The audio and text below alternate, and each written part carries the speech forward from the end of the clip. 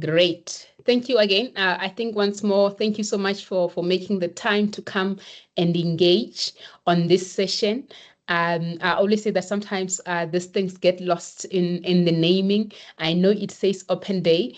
I think I should have actually changed it to engagement day, because for us, it's just to engage with you in terms of as chartered accountants. At this session, we said that is chartered accountant special edition, because they to just make sure that when we just take you through what you can expect in the program, what you can also expect in the journey which you can take as chartered accountants who wants to add the second double barrel. I think you guys love the things.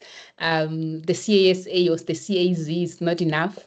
You also want to be chartered global management accountants. That's why you are here, to see that how also does Endunamo support you towards becoming the chartered global management accountant. We're always thankful for this pathway agreement, which just makes sure that we don't have to take the longer route to it. But otherwise, welcome. Let us engage.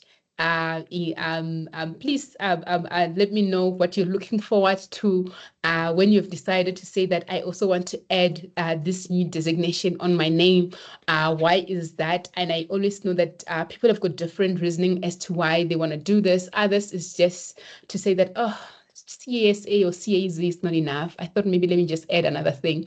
But my academic head always says that no, it's for you to ensure that you're value adding in whatever role you have. And all of us have got really different reasons. Some will say that no, it's because I'm currently in this role and I'm eyeing this role. So I'm looking forward to just engaging with you to see why you also want to add it. But together with my team, we're also just here to also just tell you about how Endunamo is going to make sure that we support you towards the journey of becoming chartered global management accountant, in addition of being a chartered accountant. Welcome once more. I'm just going to share my screen. You let me know once you can see my slides. We do have an agenda. It's not overly long.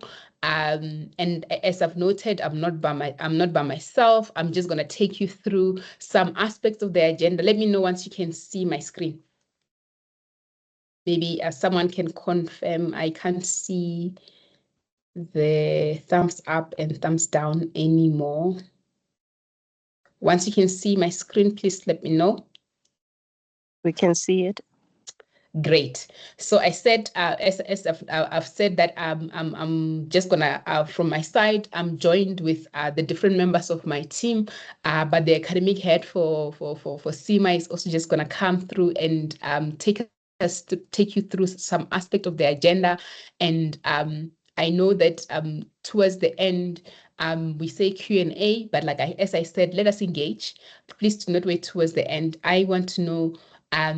I had my own reason for adding the CGMA towards my journey, and I also want to hear from your side. Why do you want to add this? Are you not tired of the torture of becoming a chartered accountant, or you just love it, or any other reason for it? And then please let's engage, and I'm gonna come towards the end and talk about some of the administrative aspect of the program. But Rendani is gonna come through, talk to you through other aspects of the agenda. And I'm just looking forward to just engaging with you. And in terms of those who are, maybe this is the first time you're engaging with us in Endunamo, we have a very colorful family. And as you can see, the different programs are within their own different colors, or the different branding or institute. And then so in terms of what we have here is the different programs we have. They're presented by nice, colorful family of transformation. And for some of you, you would have already engaged with us in one or two of the programs we have here. And the color coding and everything, and just the list is not in order of preference. And I think here the team, we have just done it on alphabetical order. So on top there, we have got Endunamo Africa ABC, which is the ABC standing for the APC Bridging Course, where the main objective or the main course offering there is for the candidates. We support the candidates who are coming through the pathway agreement, either through the CIMA and the CICA pathway agreement, or the ICAS and the ACA pathway agreements, who wants to become chartered accountants. And there we assist them in terms of just upskilling them in terms of the technical skills, where a normal traditional chartered accountant would have gone through the CTA and the IAC, but from their pathway agreement, they just only have to sit for APC. So for there, we just bridge, like we say, APC bridging course for us is to bridge those technical skills, which they would not have necessarily gone through the academic and professional journey, and just to prepare them for APC, ahead of APC, because at APC, the assumption is that your technical skills needs to be up to scratch. And then you've got Endunamo APC, and this is the accredited program by both by CICA, ICAS, and ICANN. And this is where we support the candidates who are going to sit for in one of those institutes I've mentioned. Come, for example, in this year, is come 3 December. So it's to support them to make sure that we empower and enhance their professional skills, those different enabling competencies, which all of you already have here as chartered accountants, to make sure that for us, the main aim is to ensure that you're well empowered when you go sit for that particular assessment, you become successful. Our new baby, Endunamo CIMA, which we are all here for in this meeting for, and this is the course offering which we have for one, yourselves as qualified CA who wants to take advantage of the pathway agreement CICA and CIMA has, or ICAS and CIMA have, of saying that as chartered accountants, you don't have to go through the different levels, but then you just have to sit that one final assessment, the strategic case study, for you to become chartered global management accountant. So this is where Endunamo CIMA comes through, but we also support the candidates who are also still in their chartered global management accountant journey, who are starting at the management level and strategic level. So currently those are the two levels which we support, and from 2026 we're going to be adding the operational level. And as I've noted, is to just make sure that we support the different candidates who are going to sit for the CIMA examination, whether it's the case studies or the objective test. But for yourself here, we are here to make sure that we support you towards making sure that you're successful when you sit for that last assessment, being the strategy case study. We've got Endunamo Africa CTA, and this is where Endunamo was founded in 2014, and this is really where we support. I think initially it was just to support the CTA candidates, but really Endunamo CTA has grown beyond just supporting the CTA candidates. Now we also support, as you know, that for those who are sitting for IAC, just to make sure that the technical skills there are still on par. But not only that, also, as I've noted, the ABC candidates who are also just developing and enhancing the technical skill in preparation of APC, we also support them through CTA to ensure that as they walk the journey with us, to get those skills bridged, where there will be those differences between the different academic journey which they've had. They are well equipped, and they almost not exactly at the same level, but they're somewhere ready for APC. So CTA also support them there, but also for yourself, for those who have also engaged with our program, you also know that as APC candidates, you also get supported through CTA to ensure that your technical skills continue to be relevant and they continue to be up to date, to ensure that when there are those triggers, technical triggers, which you're able to easily just refer to the CTA videos, or even just outside of the triggers as you prepare for your APC journey. You're able to just say that there's that particular topic which I was not comfortable with, and this is where we're saying that our program for CTA really has this diverse offering for diverse needs for the candidates, because also it's on demand. When the candidates are registered, they're able to get a full suite of the videos and the material to ensure that they're really well supported. You're well empowered in making sure that those technical skills, whether as required either from a CTA assessment, or whether it's an IAC assessment, or just enhancing your technical skills from ABC, or as an APC candidate, to ensure that when you get those accounting, tax, or audit, or whichever discipline task you get, you're well empowered to easily refer to it and make sure that you are successful. And last but not least, we have Endunamo IAC. And I think, yeah, for most of the people who are here, you might be thinking, what is IAC? It's nothing new. IAC, Endunamo IAC from our side, it really it was born after, as I was saying, that after CTA, our CTA candidates were like, no, now I'm done with my CTA, and you were of good help. Now who needs to support me for the first board, FQE, and then which went on to be ITC, initial test of assessment, but now it's enhanced to be IAC, just to ensure that we align with the CF, as the different institutes align with the idea of the CA of the future, to ensure that as chartered accountants will remain relevant in the current economy, or the circumstances we find ourselves in. So ICAS have enhanced the assessment to ensure that as we're developing chartered accountants through the first board exam, as it's commonly known.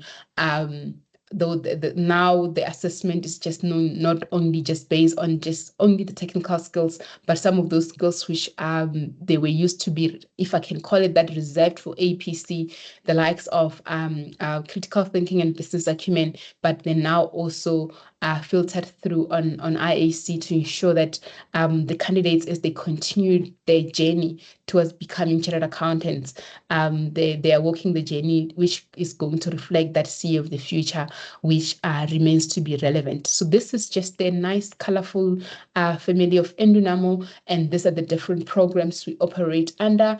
And as I've noted, I think of interest is the middle one for yourselves. And excuse me, as we engage today, that's the program which we're going to be engaging on, which is Endunamo CIMA. I'm just going to pause here and see if there is any question before we move on to the next slide,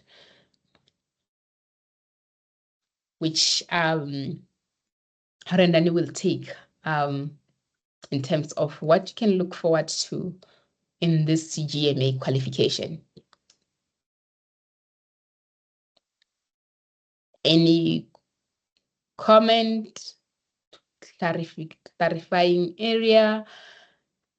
Why do you guys want to be CGMAs? Are you not tired of studying? I thought you wanted a break, and I think so. I see some of you guys are the eligible to register candidates and the newly qualified CAs. Why do you want to do this? I thought becoming a chartered accountant is the dream, and once we're done, we're like, oh yes, done. But we're still here. Maybe let's just engage a bit. Why CGMA?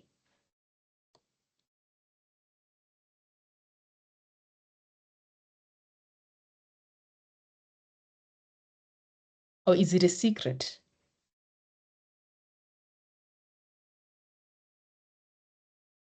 You're welcome. I think there isn't a whole lot of us. You're welcome to just unmute yourself and let's engage. And you're also welcome to share on the chat box what you want to become gurus in all this different professional, or you just want to extend your name so that it's a bit longer for optics.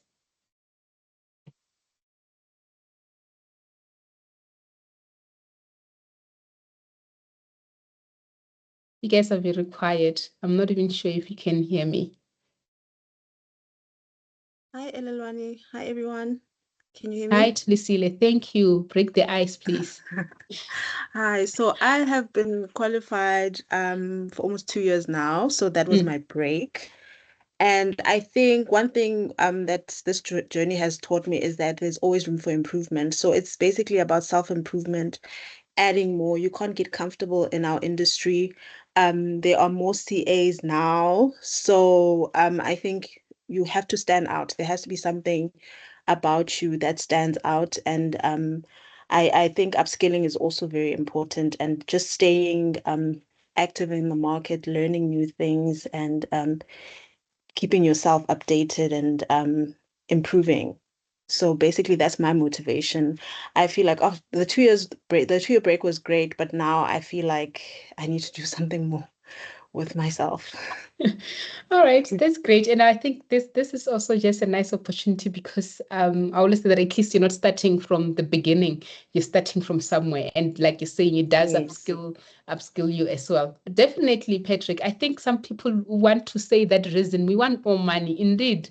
And maybe others are like, is that a reason? Yes, it is a reason, more money, because you're saying that, hey, boss, I've added this new thing, and how about those extra maybe with as you do your CDMA, you'll say that what about how about those extra pounds, you know, and I think definitely more money is it's also a relevant and an important reason.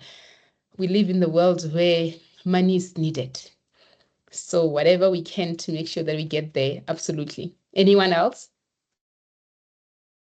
Maybe you're not like myself and Patrick saying that no, I just don't want more money. I don't want to upskill myself, but maybe it's for something else. Anyone else?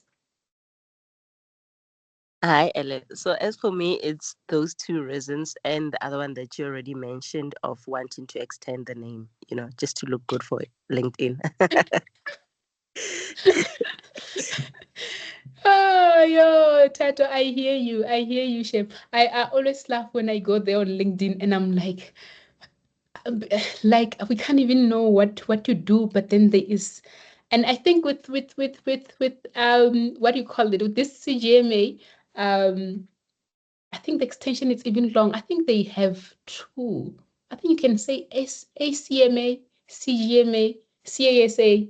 Whew, very long, hey? Now you've even absorbed your entire name. We'll not longer know you as Tato Vilakazi, but then we'll just be knowing the last part of things because is weighing and making the name heavy. Absolutely. Extending the name is good. Let's not only do double barrel of surnames, let's also do the triple barreling of making sure it's adding money as well.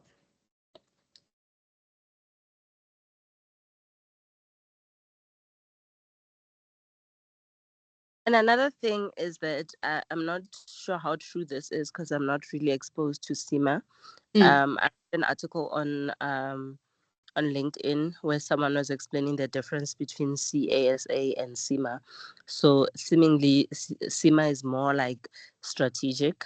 You get to be, I can say, your strategy what can I call it, competence gets more refined. And also apparently when you want to go into MBA, when with those two designations, it kind of like makes it easier. I hear you. Absolutely. No, absolutely. And I think that's one of the things which Rendani is just going to talk to it in terms of saying that what other skills are you getting in this? Because you also want to know that what am I getting out of this, so that I can also just make sure that I also make sure when I get out of it, and as you walk through the journey to see that, start looking at those positions which you are asking for, these funny skills which you have never thought of. Absolutely. And interesting, Silo is saying that CA is becoming a little saturated, and apparently there aren't enough chartered accountants as yet. But and I think you're right. Sometimes like also both Tato and Lisle said that sometimes it's also important to say that, all right, we walk in the room and there's 10 CAs. What makes you different?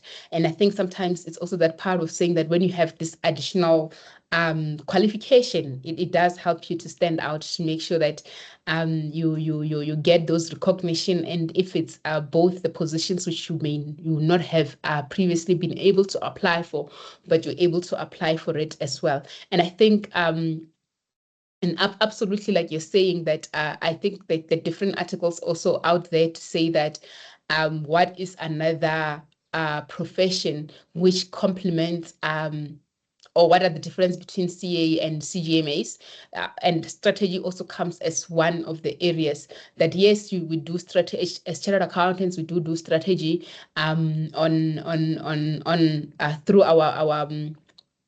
our academic, especially our academic, for example, in APC, you'll have those strategic questions.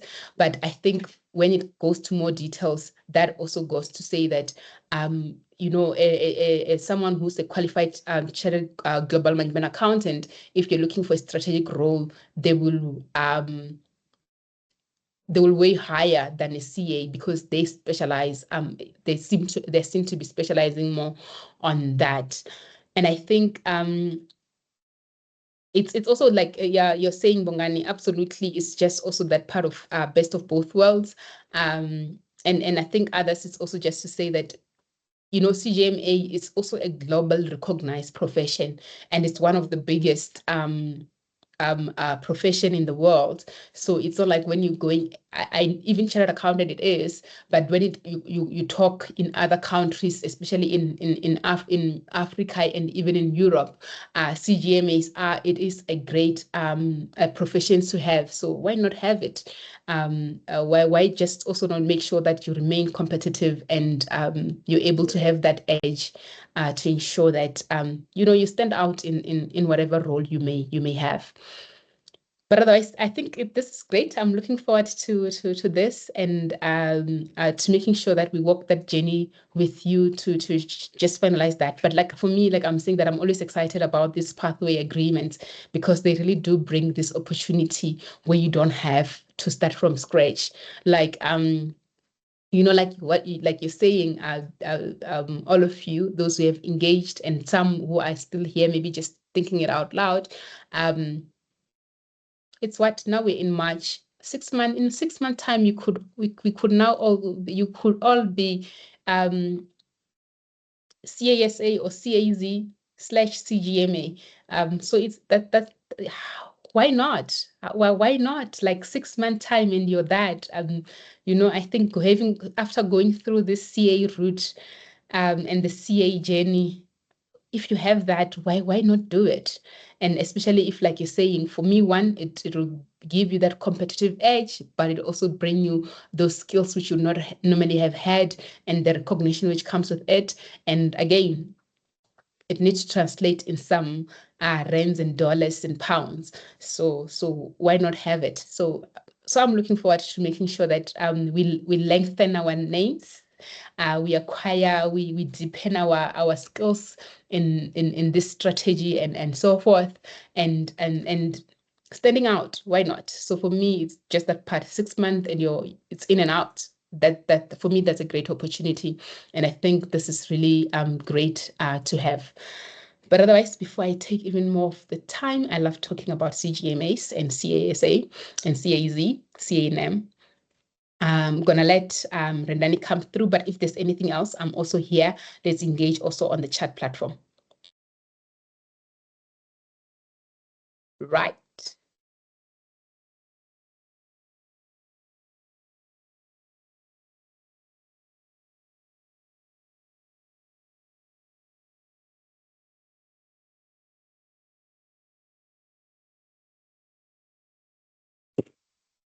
Thank you, Ere, and welcome to everyone.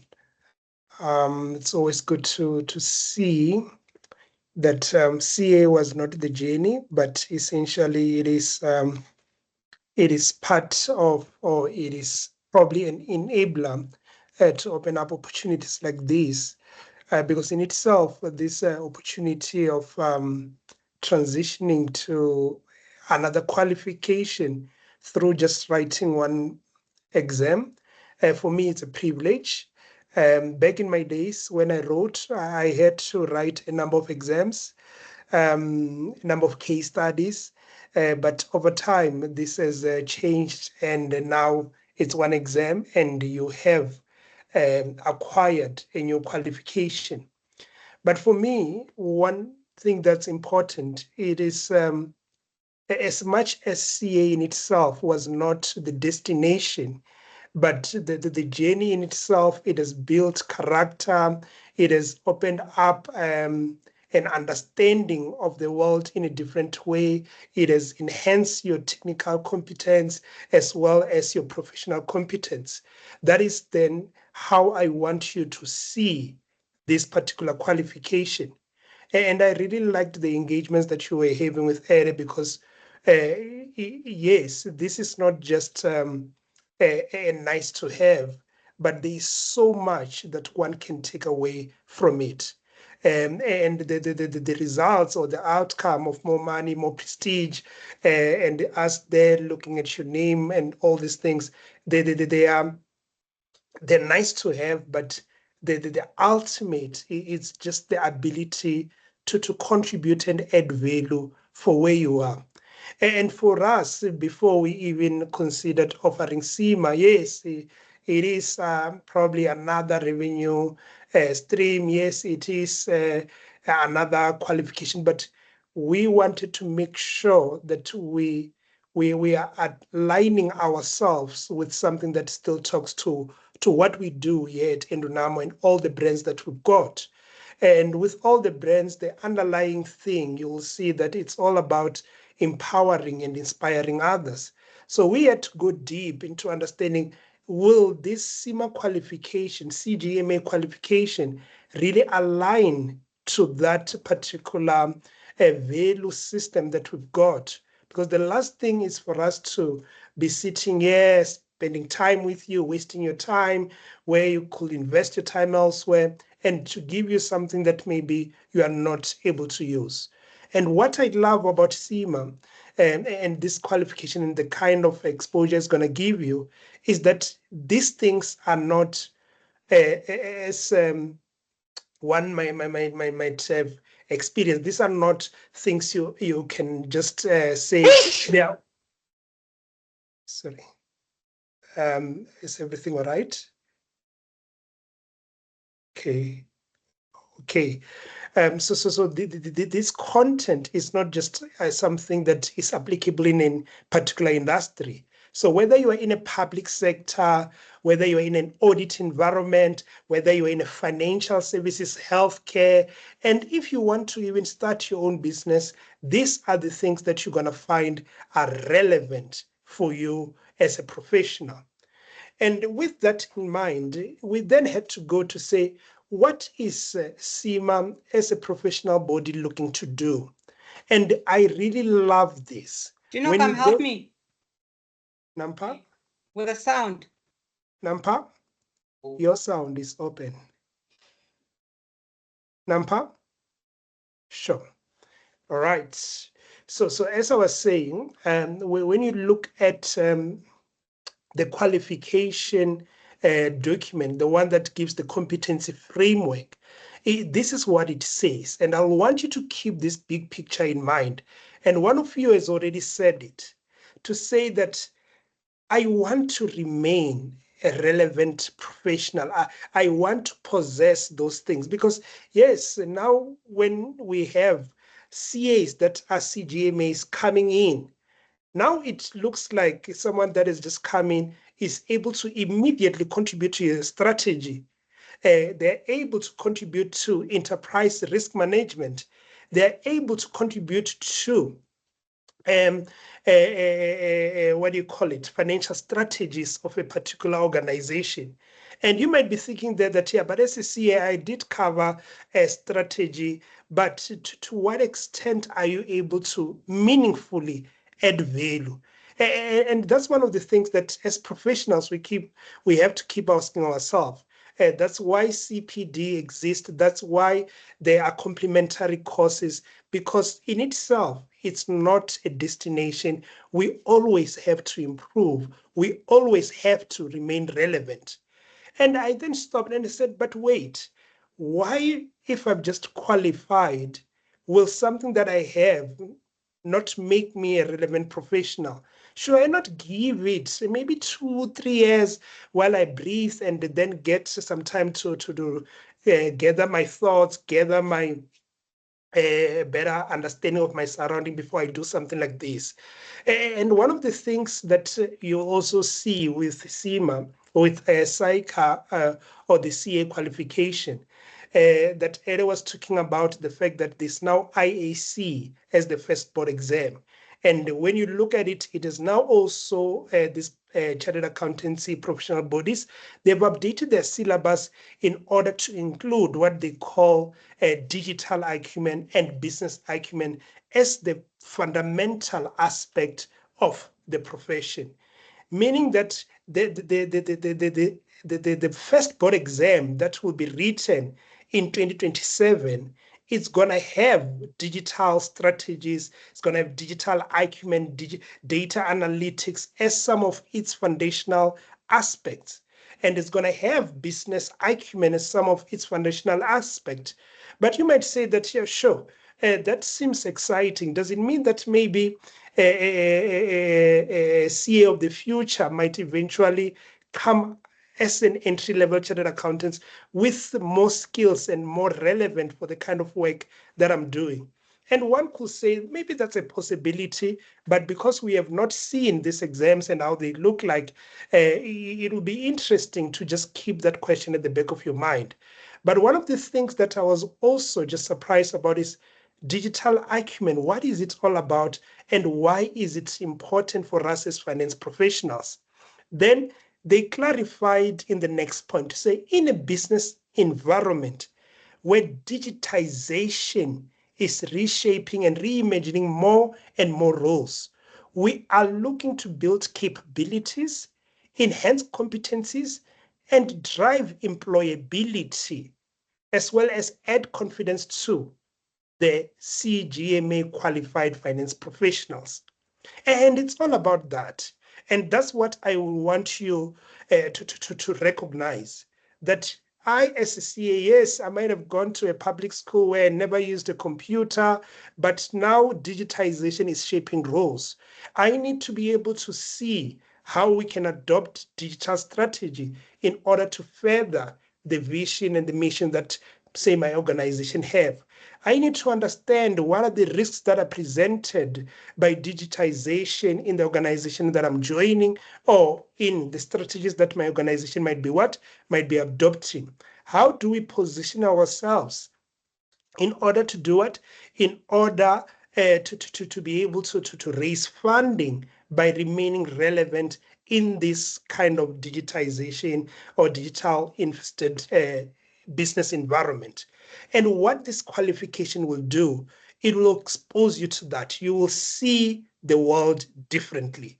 And some of the things that might exist in your organization that you might think they are not for me, you might find that this qualification will open up that mindset.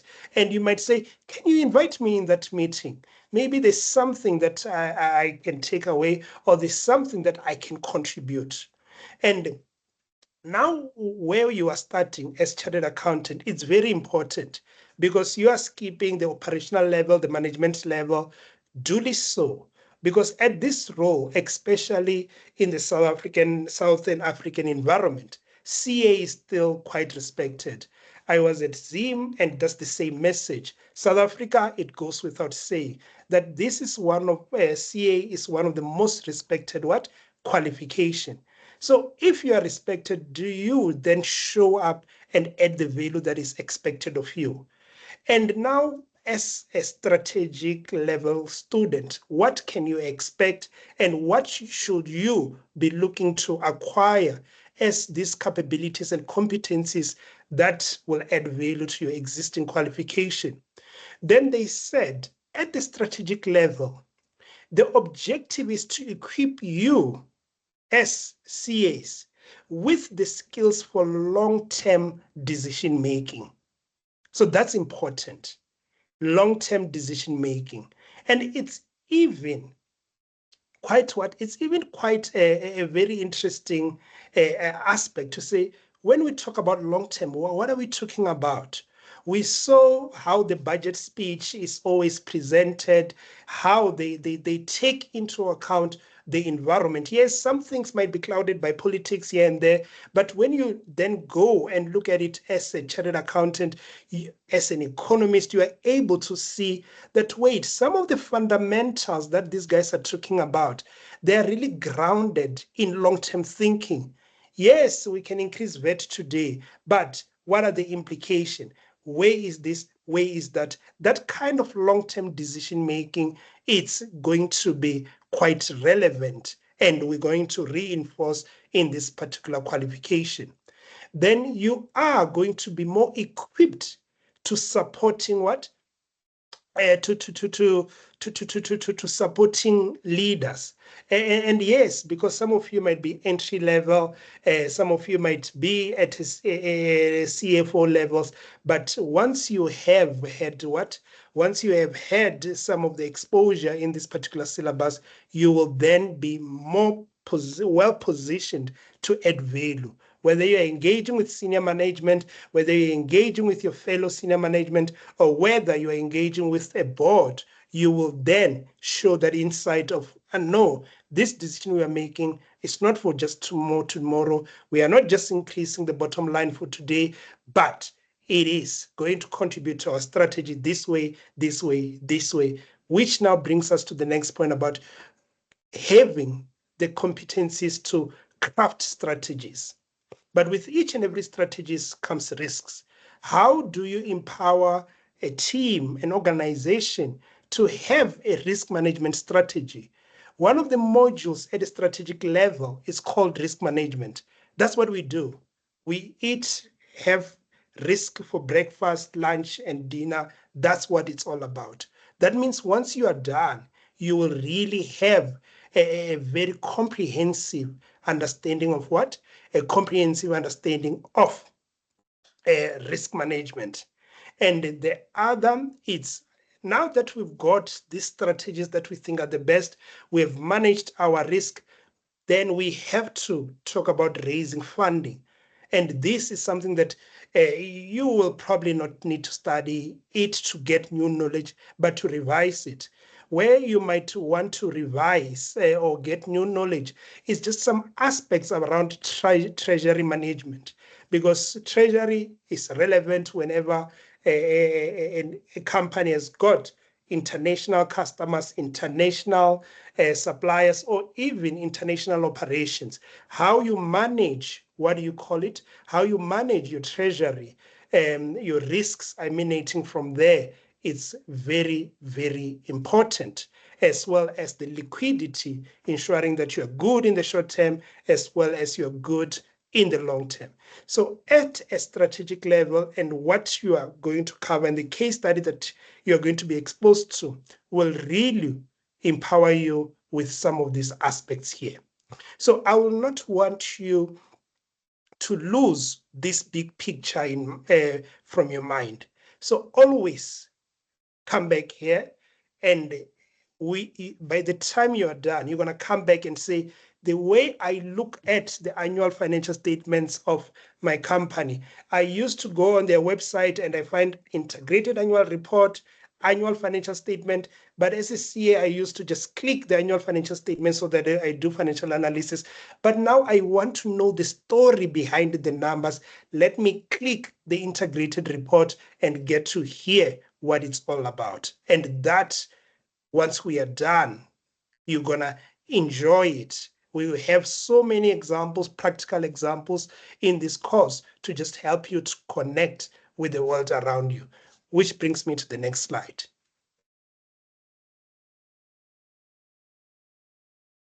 So the next slide, one of the unique things that we are going to have and what we have in our content is linking theory with practicality. When you think about these companies, by the time we are done, you're going to think about them differently. You're going to be saying that, but yes, now when you tell me about what made Uber such a global success, what made Apple a global success. I thought they just made nice phones. I thought Uber was just a convenient kind of what app, and that's why I use it. When I think about Airbnb, you will then get to learn about a concept called ecosystem, business ecosystem, where now we're going to unpack how this organization crafts strategies around partnering with other participants in an ecosystem in order to drive their own success. To say that we are a technology company as Uber, and what are we going to do? We have to find someone who has to provide the equipment, which is the vehicle. We have to comply with legislation. We have to create incentives that incentivizes the driver, and we have to give what do you call it, a service to our customer that gets to meet their need. But what is their need? Digitization is the one that keeps them focused to say, when you approach a customer from a digitization perspective, they're dealing with strangers. So what kind of assurance do I need to give them?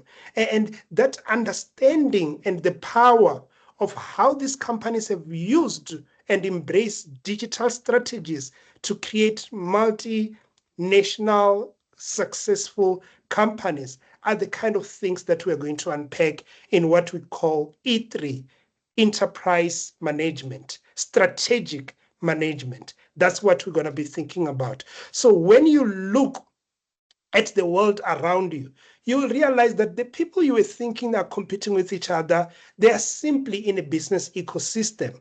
It was quite phenomenal for me to discover some other time that actually the screens that the screens that Apple used to use, they were supplied by a company owned by Samsung. And I was like, but wait, there I am saying that this is the best screen ever. It's not better than Samsung. But I was like, but the way these guys look at it, they're saying that no, if this guy is the best, I should not fight him as if this is a personal vendetta, but I should find a way to benefit and add this to my ecosystem. That yes, some used to say that China, there are no quality products from there, and you find that actually this iPhone that you so much love, it's actually manufactured in China and it's developed or designed in California by Apple. And then you realize that actually the world is a little bit more complex. Maybe the way that I'm thinking about creating even my long-term strategy, maybe the way that even these professional bodies used to look at each other and say, no, CA is a competition to me, CIMA is a competition. It's not the right way to think about long-term strategies. And that's what we get to unpack right there. Then we've got the likes of Sasol, Tesla, who have been on the news for not so good reasons this year. As you will have seen, Sasol share and Tesla share, they've lost significant value over the last, call it 6 months. And we need to understand what is happening in those companies. Are we able to enter into rooms and have insightful conversations about those things? Are we able to show our understanding of risks in whatever we are doing and the world around us, and how that interacts with financial strategies and how investors perceive this particular company? Did this company suddenly stopped making what? Making good products? And in some cases, no, it's not.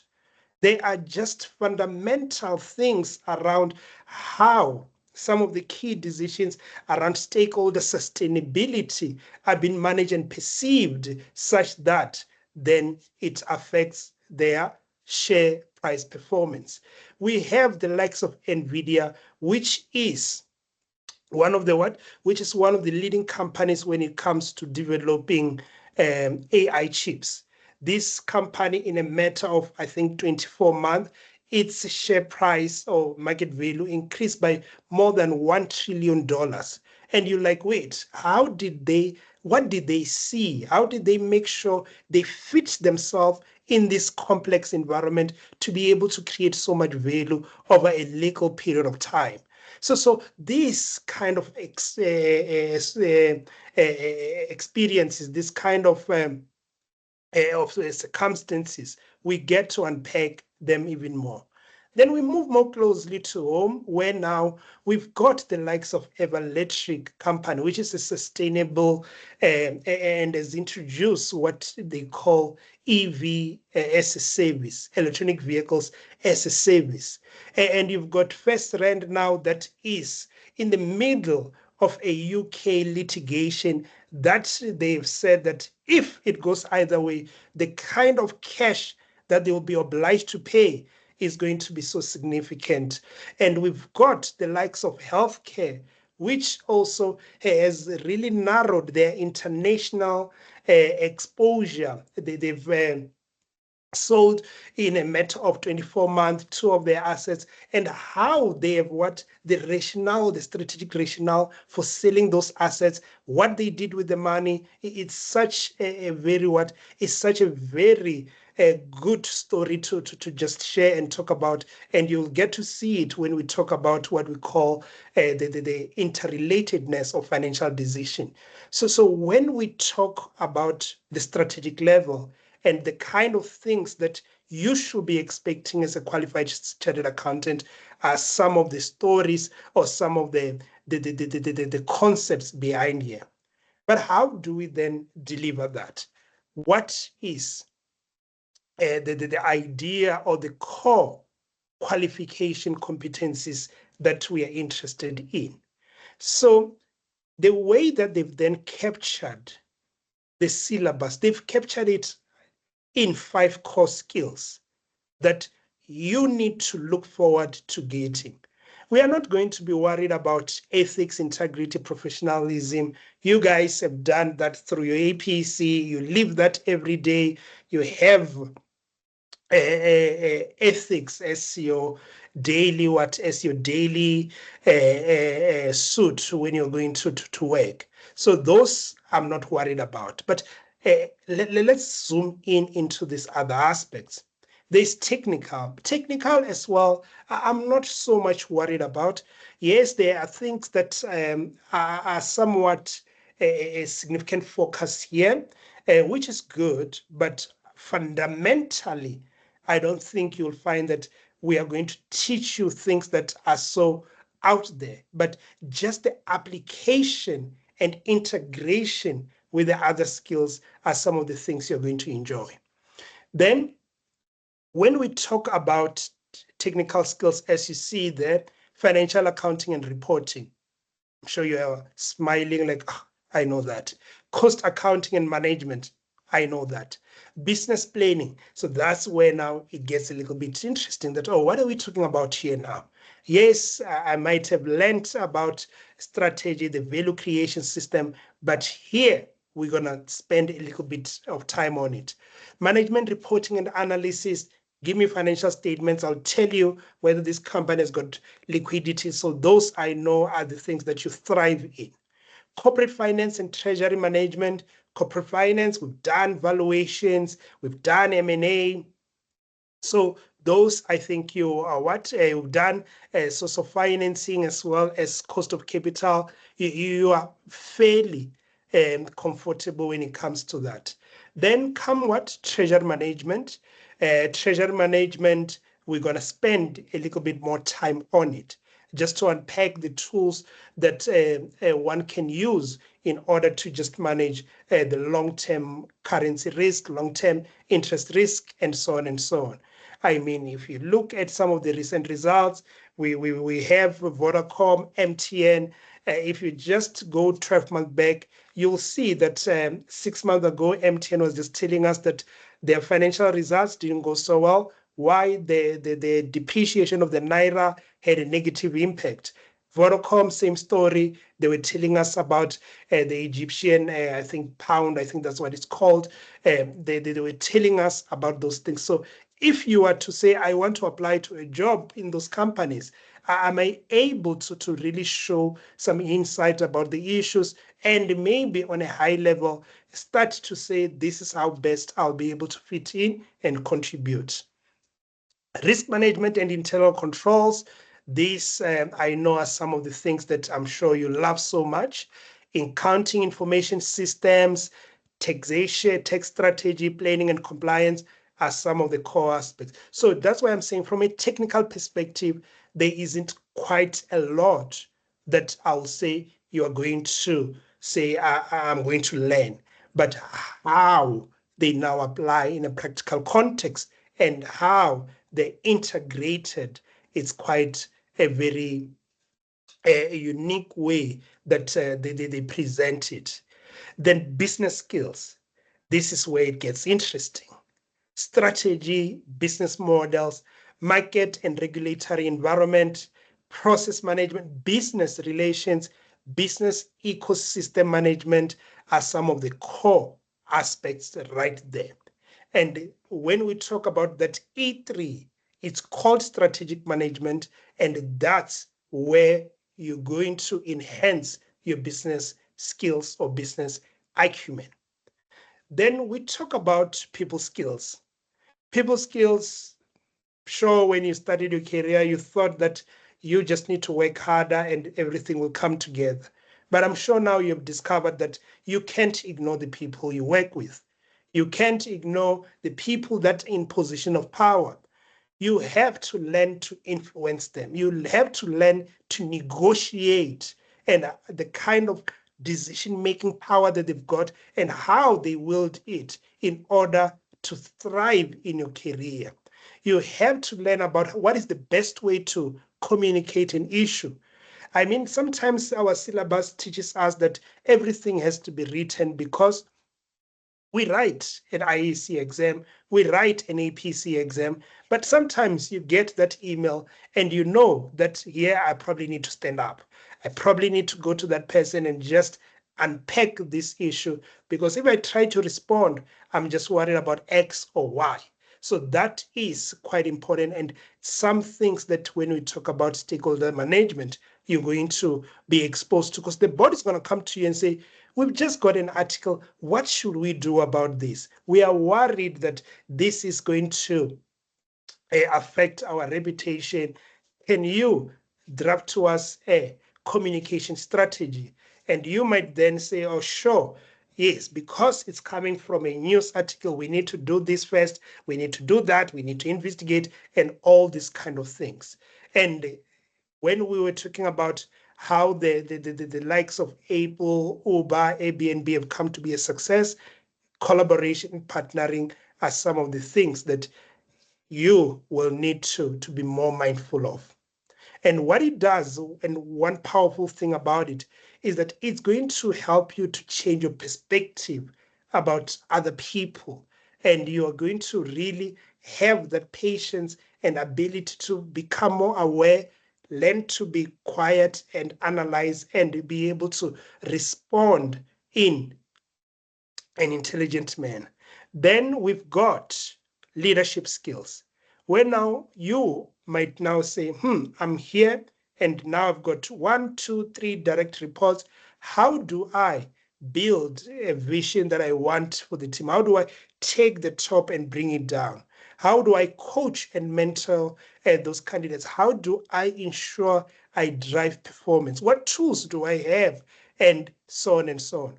What if there's a new system coming through and I know my team hates it after they put so many hours on a different system, or after they've done this and so on? So how do I manage and help manage change in an organization? How do I stand and be able to motivate and inspire others? So those are some of the leadership skills that you're going to be exposed to in this regard. Digital skills. I love the fact that it's in the middle and it's orange. You can't miss it. It is saying that it brings all these things together. And it was quite interesting. It was just about 2 weeks ago, and someone was just talking about why they they had an issue with Uber, and someone then asked, so yeah, why don't you call the consultant or something like that? And the person was like, are they consultants? I didn't know. I thought it was just an app. And this is someone who's been using this app for a very long time. But the key takeaway for me was how now the digital technologies have created such efficient system that sometimes you forget that there are people behind a particular system. There are people that can actually handle people related matters. So it's a very interesting one. And I'm sure maybe some of you might say, I've been shopping on Take a Lot for a number of years. I've never needed to talk to someone. Yes, if I'm not happy, I could just click something and then the system says this has been handled. Next thing it's resolved. But sometimes there are people behind those systems. And it's quite interesting just how the power of technology has enabled us to do more. And once you have this qualification, you are now exposed to the power of digital technologies and their effect on what you do or the world around you. Okay? But now, how does that look like from a syllabus delivery perspective? So let's look now at the syllabus.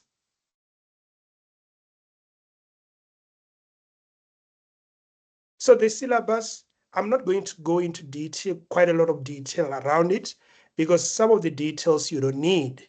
Since where you start, you really start at the apex, at the last level, and on the last exam.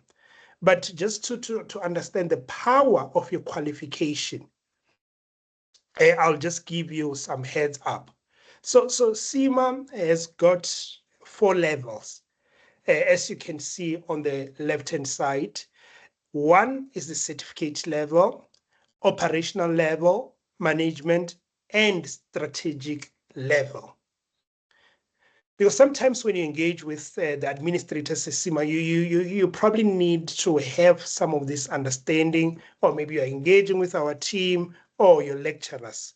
So here, to give you some idea, when we talk about certificate level, think about it as your undergraduate level.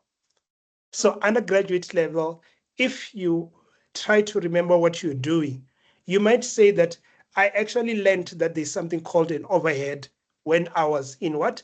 When I was doing my undergrad.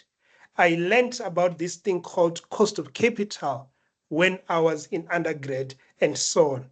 So the certificate level is exactly that. It lays the foundation. It lays the foundation. So the fundament, that's why the courses are called fundamentals. So you learn the fundamentals of business economics, fundamentals of management accounting, fundamentals of financial accounting, as well as fundamentals of ethics, governance, and business law. The fundamentals. Then, number 2, operational. When we talk about operational, call it your advanced qualification.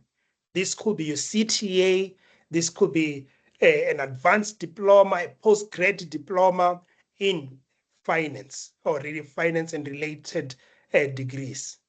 So here you will realize that once I know that, once I know my fundamentals, the examiners were having a field day teaching me how to apply them in different contexts. They even assessed me on application.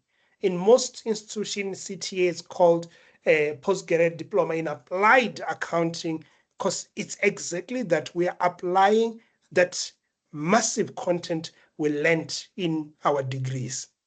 So think about operational as that level. From a work environment, if you think about it, after you had CTA, what did you do? You were a junior employee. You are a first year trainee. So that is, even from a practical perspective, they're expecting candidates to be at. And after or before they go to the next level, they are required to complete an integrated case study exam, where now this case study takes everything that has been applied in the operational and now contextualize it in a real life context. So what is happening in operational? In operational, we are applying this context in the what? Where now we are managing finance in a digital world. Where now we are applying management accounting. We are applying financial reporting. And here you might say that, yeah, but as an operational, most of the people never asked for my what? For my thoughts. They just wanted me to execute. That's what an operational employee most time find themselves doing. Then you go a little bit up. And when you go up, you are now in management level. Management level, think about yourself as moving to audit senior. There are now trainees below you. They come and ask you questions. And at this point, things are a little bit advanced. You are expected to not only apply, but to communicate your application results output more effectively, give instruction, motivate, ask the team to come over the weekend. So those are some of the things that are starting you are starting to be exposed to them. So from a syllabus perspective, you are being taught to manage performance because that's it. That's it. Most audit senior or second year level trainees are now expected to be given a task to say, can you handle this work stream? And you might then say, oh, I've got 2 trainees here. I can give this one this, I can give this one this. And maybe I know they don't like working over the weekend. So maybe let me make them work longer hours during the week. Oh, this won't be done. How do I incentivize? Maybe I need to buy that box of pizza. You are managing performance here. Then next, advanced management accounting. You're applying those concepts that you've learned in operational and certificate in a more complex aspect, and you are able to do what? Then you are able to demonstrate things like discuss, analyze, and add value from a management level.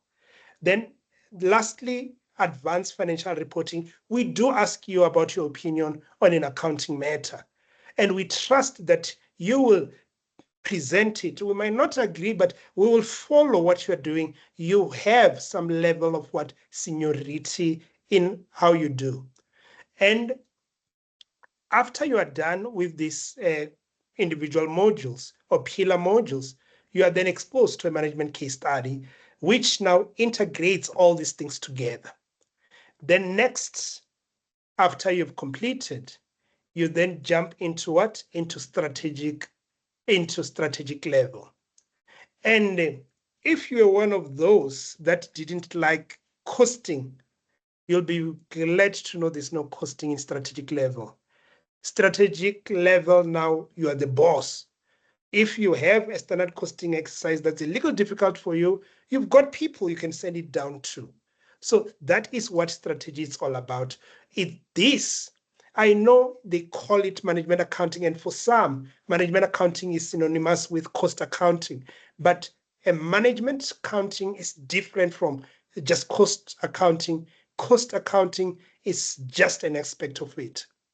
And you'll be even more glad to know that you guys, with where you are starting, your paper does not include calculations, imagine. So the paper will not ask you to calculate a work. You can comment on it, you can evaluate it, you can suggest improvements, what needs to be taken, but you will not calculate work. You will not calculate an NPV. If it's an NPV, there might be cash flows to say these are the cash flows, but you will not do those things where now, what are you doing? You've got these cash flows where you need to identify the relevant and non-relevant stuff. No, I'm sure your CFO does not deal with that. They've got you, who's probably an entry-level chartered accountant, or you that is maybe in a finance manager role to ensure that they get the report. Whether you shift it down to another junior, that's something irrelevant. But what now we are doing, we are focused on evaluating and making long-term decisions.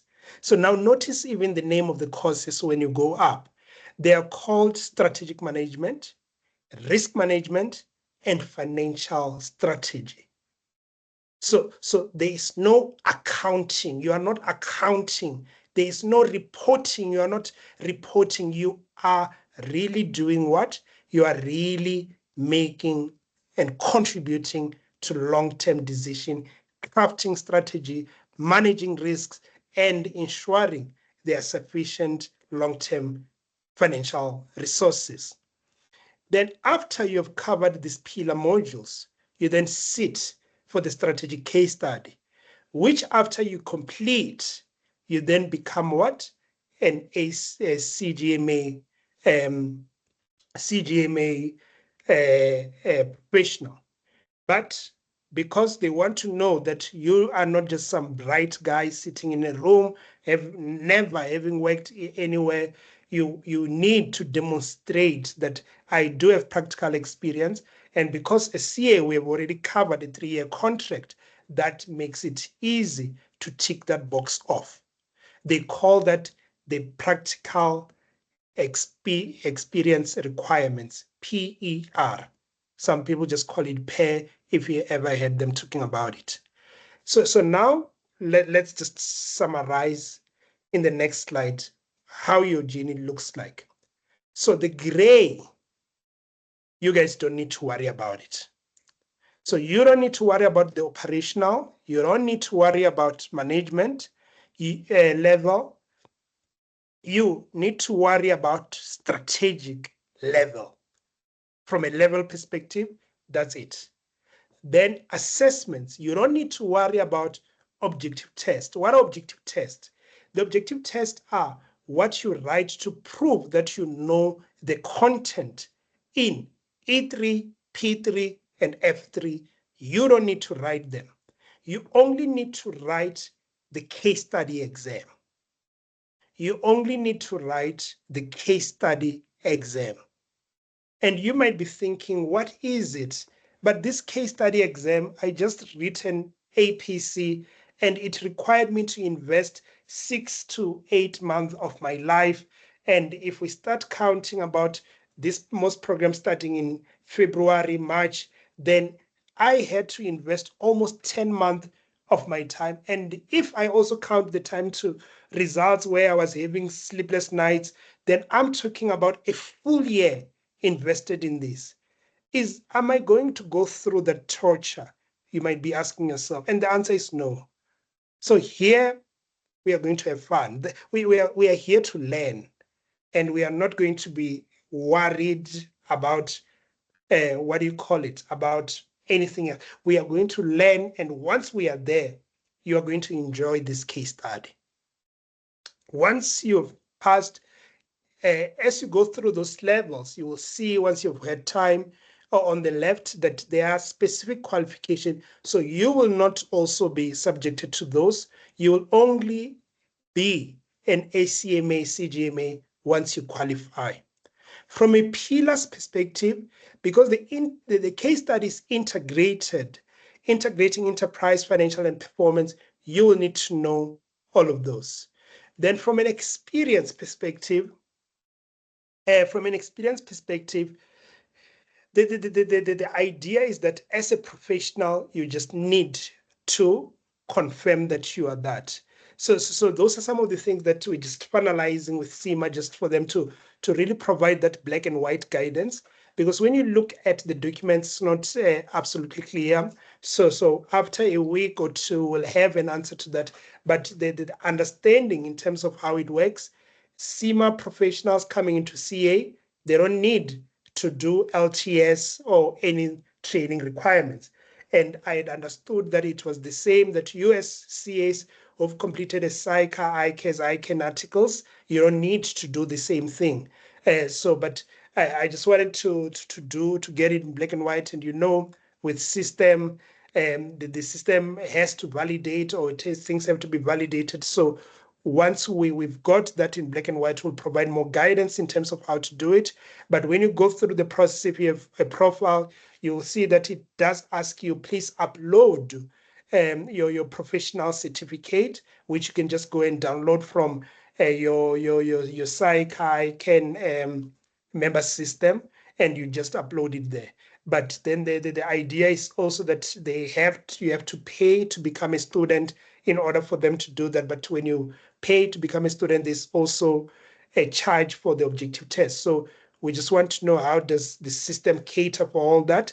And we'll be able to provide feedback, give it 1 or 2 weeks from now. But that is overall the journey you're going to take.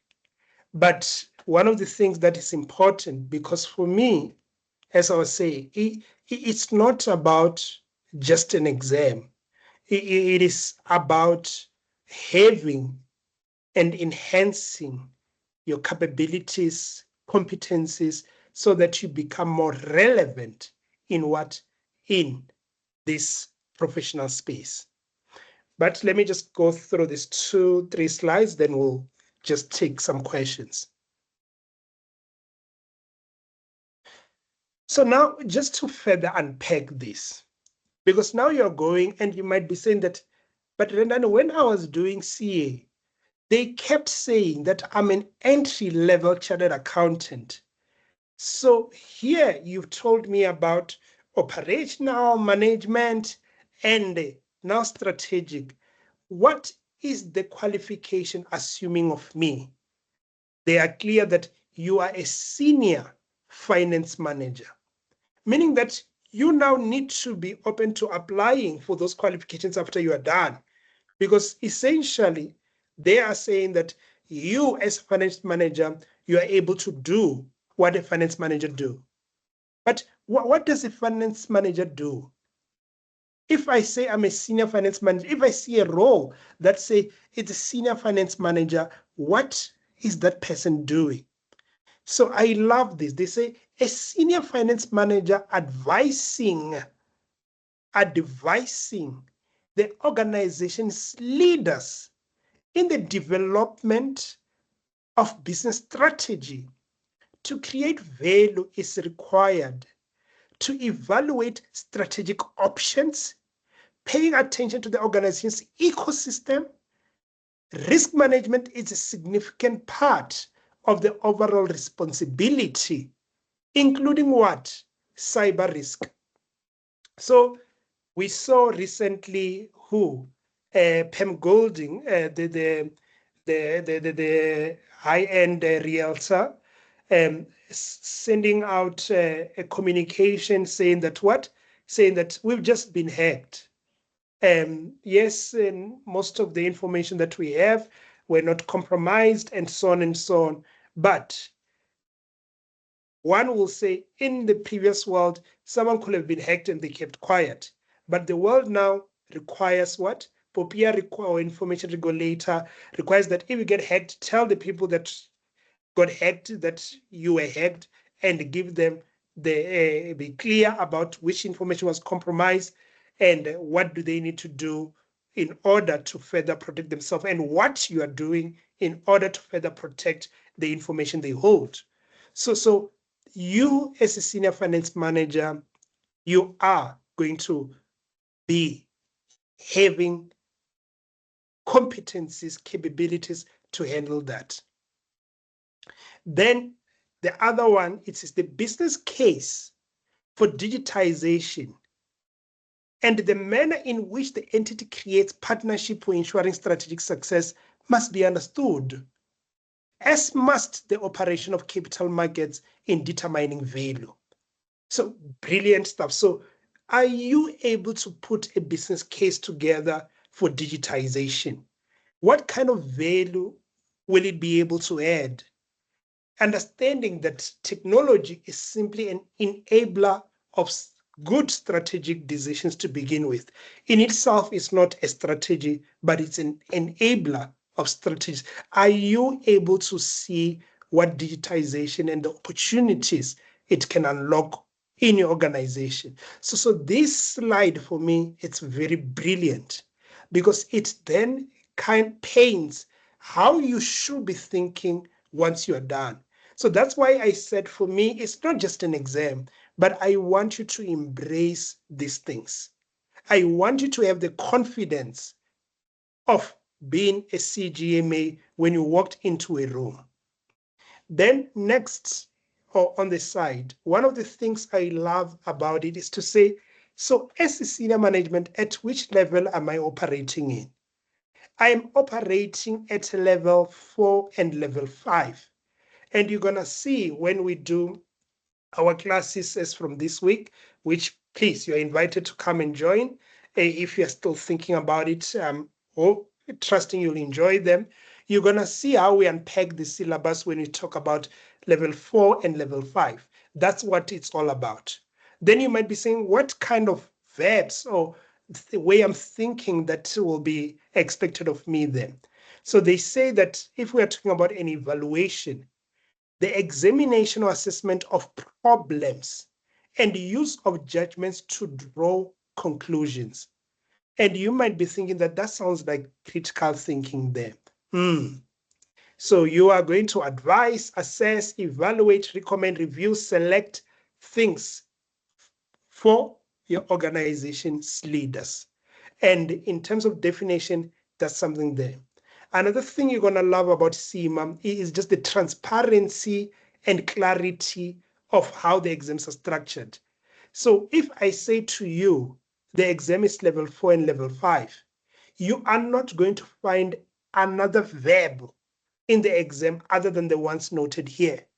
And you will then know when we say evaluate what do we want and how to handle and evaluate questions when we start doing what? Case study support preparation. Okay?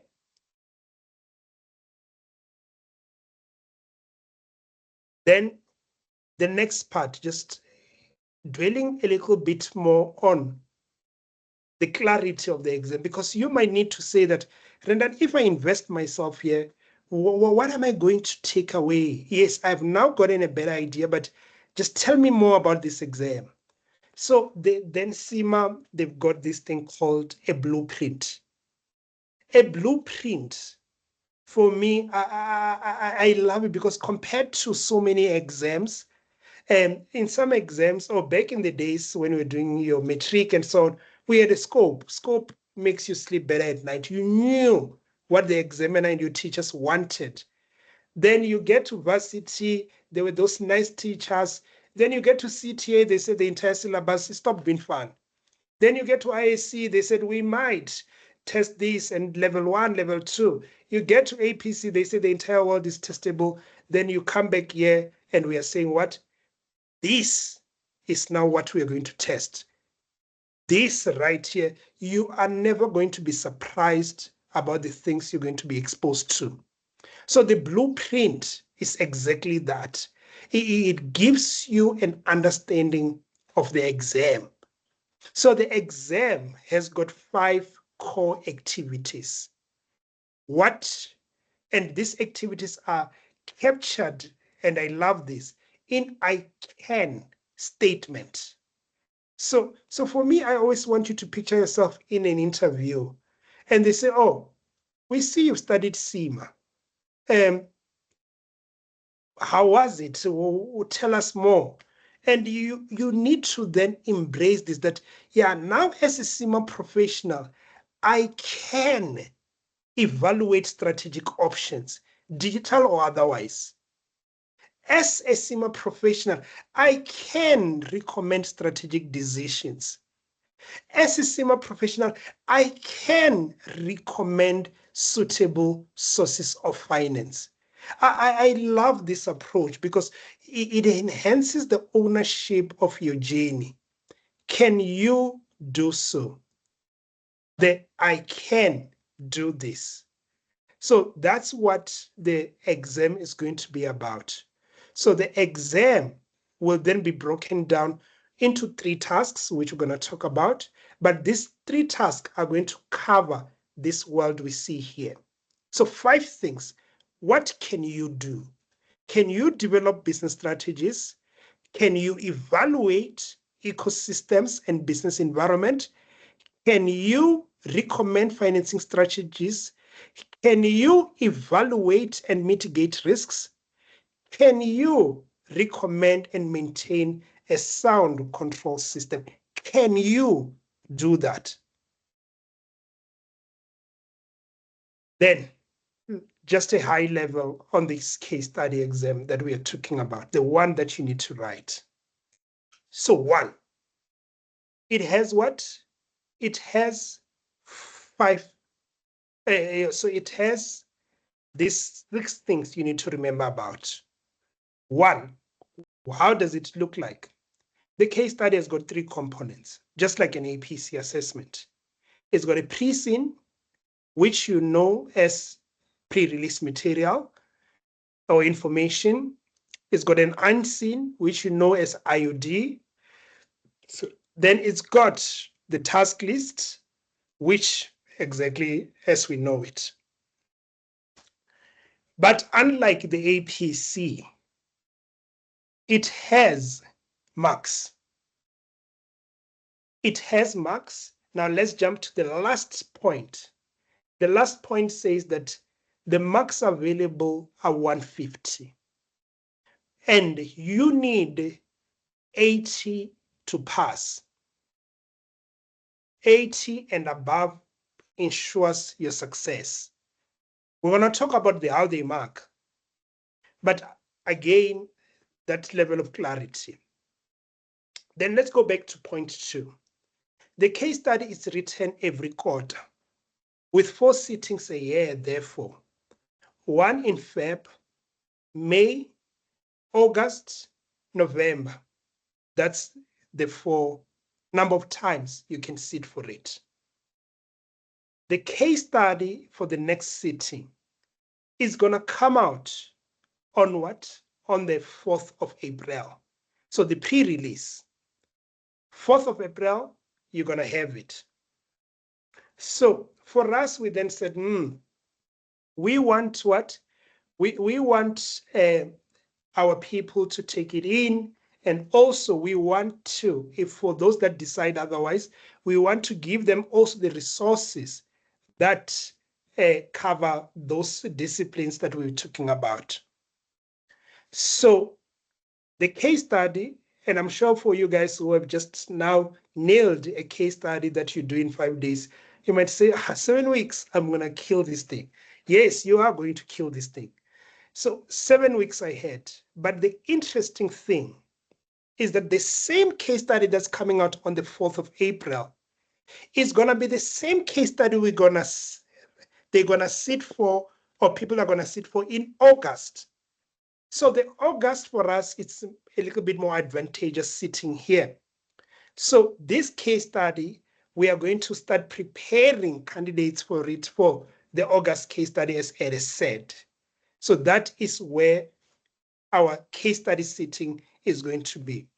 Why? So in the next 2 months, which is April and May, we are going to be dedicating time to working through E3, P3, and F3 with our candidates.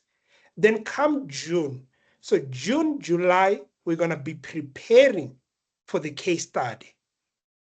And then the candidates will write when? The candidates will then write in August. So in terms of how to think about your journey with us, that's in a nutshell how it looks like. Ada will give you an overview of the timetable later on. And now, when you are eventually have sorted out your profile and you are going to book a case study, and when you look at the timetable, you're going to see 3 days. So don't be scared. 3 days does not mean you're going to sit for the same exam or an exam for 3 days. No. It's not IAC, well, ITC. The exam, it's only a 3-hour exam. But in 3 days, this is what these guys do. On that pre-release, they've got 3 IOD for a particular sitting. Think about it that way. So your friend who can go right today, when they go on Wednesday, they will get there, open their screen. They will get their own IOD. If you are writing, say, in Pretoria, when you open, you can get your own IOD. And your friend in Cape Town might have their own IOD. So do you see? And it's a computer written assessment, but it's human marked. So that is the interesting aspect. So just imagine. So it means that even if we are studying together, everybody will have their own experience after they are done. And in those 3 days, no one ever knows which one they are ever going to get. So yes, you can say that, okay, let me book for Friday.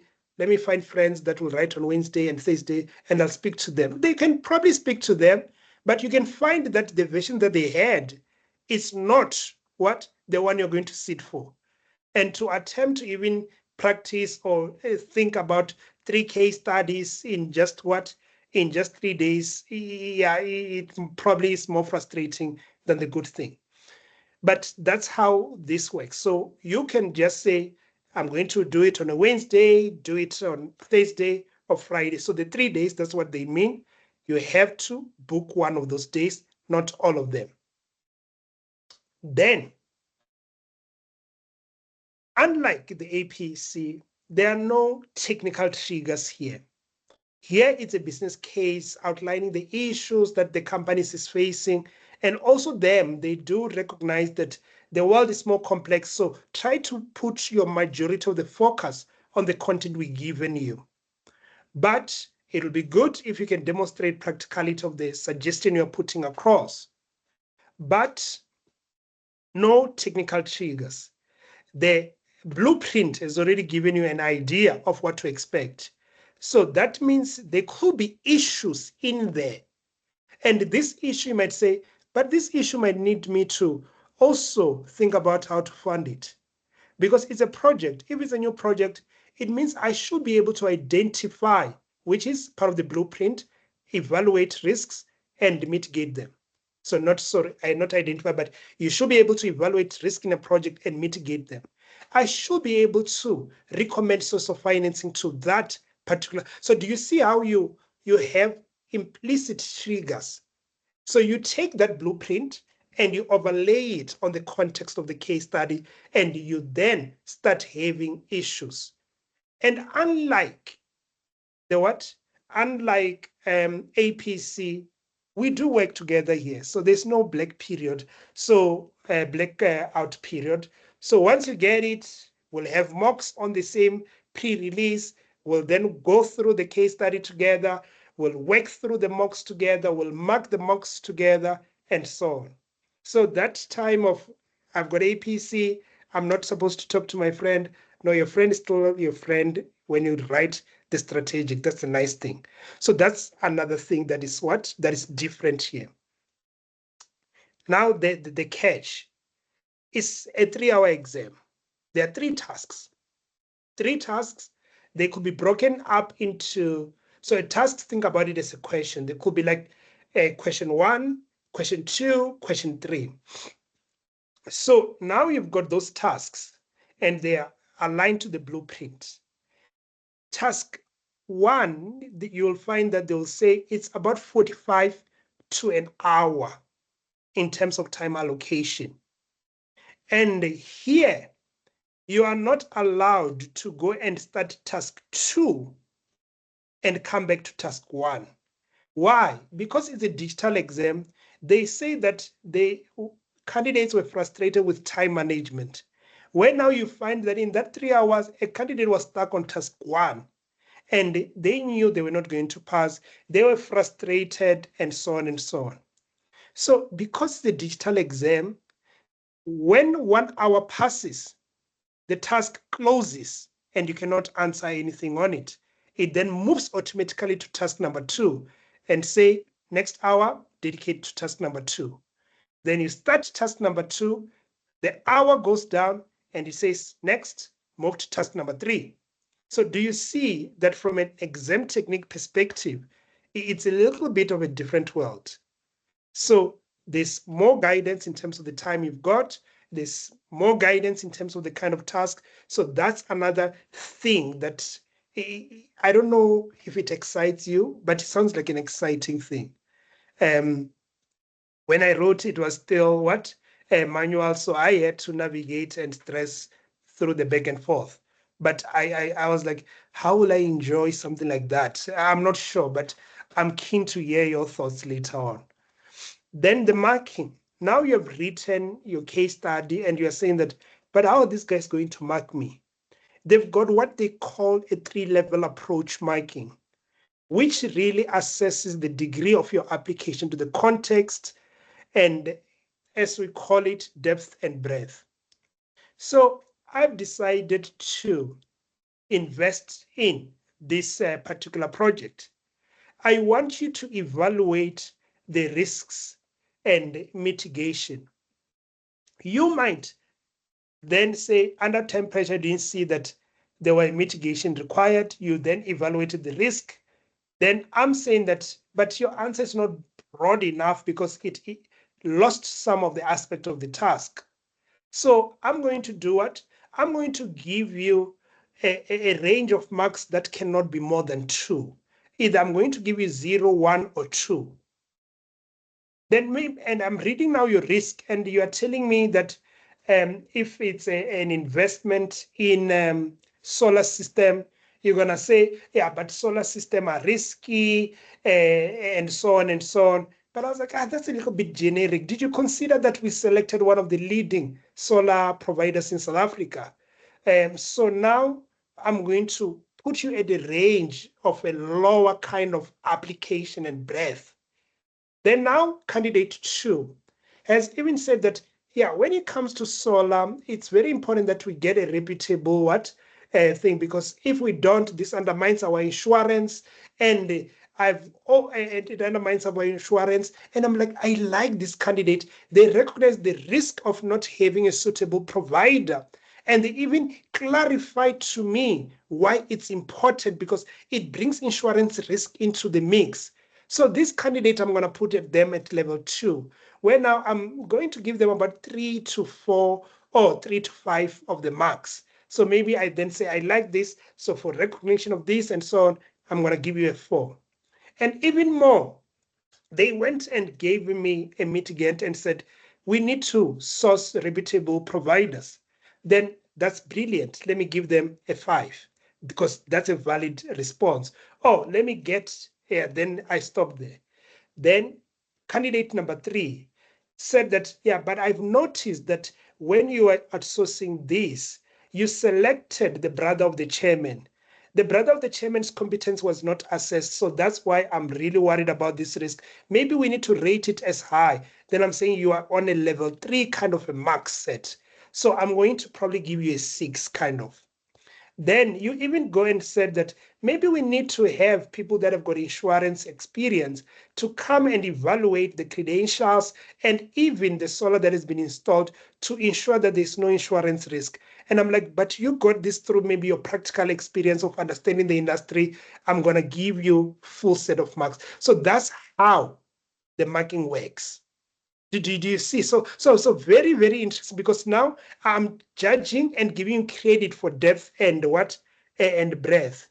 And for those that used to not like the marking grid kind of marking, I'm sure you might say that, yeah, if I lacked breadth, I lost all the credits. No, here the credits are on a 3-level approach.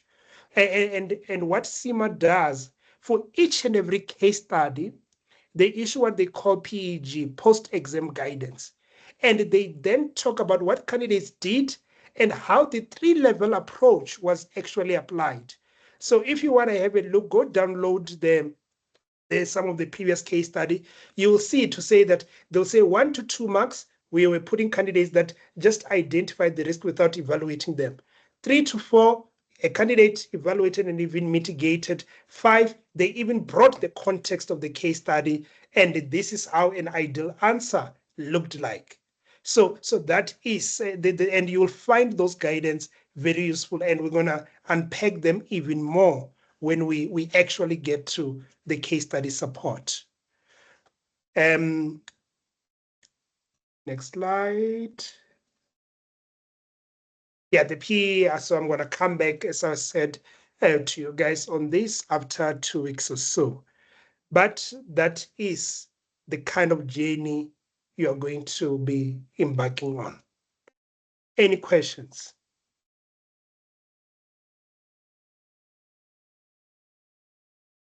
Hi, Randani. Hi. Sorry, I just need clarity on. I see you mentioned that we don't have to write objective tests, right? We only write the strategic case study. However, when we register with Endunamo, we have to take those objective, is it modules, in preparation for the case study. Am I correct? So we have put it as your choice.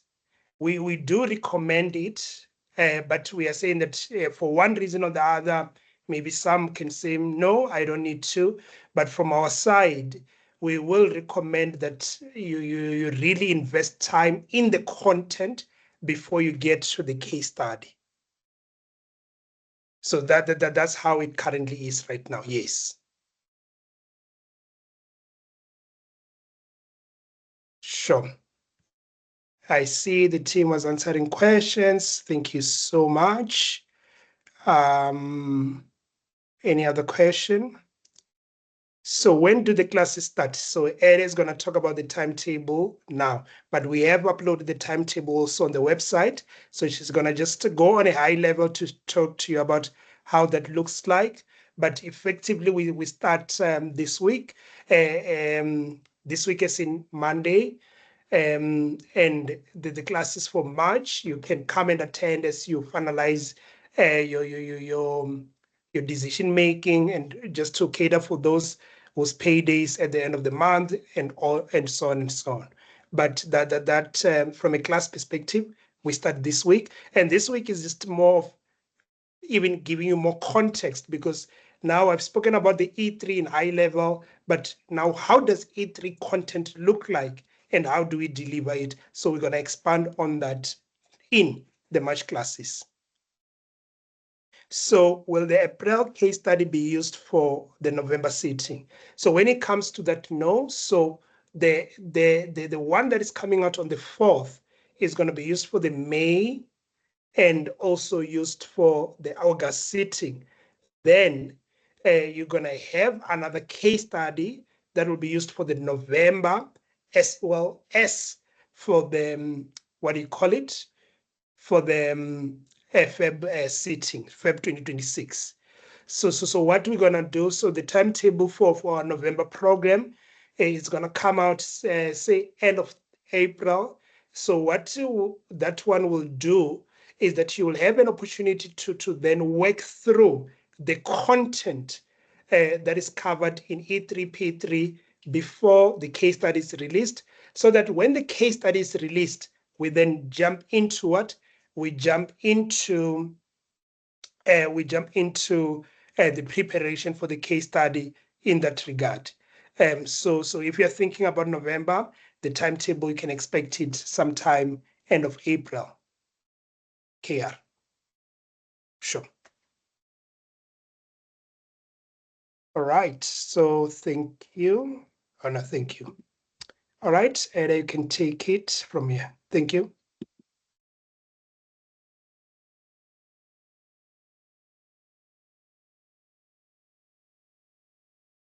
Thank you.